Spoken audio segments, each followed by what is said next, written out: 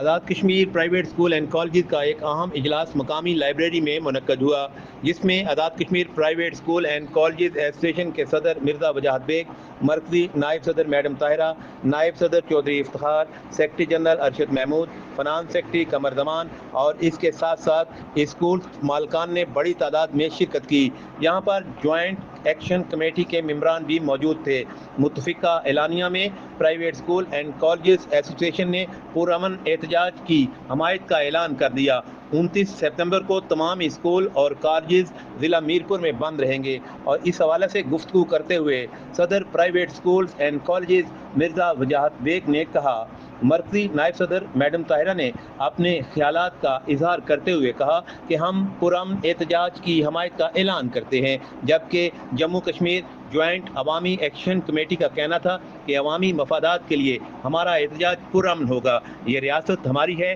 اور اس کی تمام املاک ہماری ہیں، ہم کسی سے کوئی ٹکراؤ نہیں چاہتے، تمام اداروں میں ہمارے اپنے ہی لوگ موجود ہیں۔ جوائنٹ عوامی ایکشن کمیٹی کے جملہ ارکان نے پرائیویٹ اسکول ایسوسی ایشن کے ممبران سمیت مالکان کا شکریہ ادا کیا، جبکہ پرائیویٹ اسکول ایسوسی ایشن نے احتجاجی ریلی میں شرکت کی بھی یقین دہانی کروا دی۔ کیمرہ اور reporting team camera Asif Iqbal اور ہمایوں مرزا، چنار نیوز، میرپور، آزاد کشمیر۔ چونکہ ہم پڑھے لکھے قبیلہ سے تعلق رکھتے ہیں، ہم لوگ استاد ہیں، ہم ہر فیس یہ چاہتے تھے کہ ہم لوگ روڈس پہ آئیں، لیکن ہم لوگوں کو آخری حل یہی نظر آیا ہے کہ اب اس کے علاوہ کوئی اور حل نہیں ہے جب تک ہم لوگ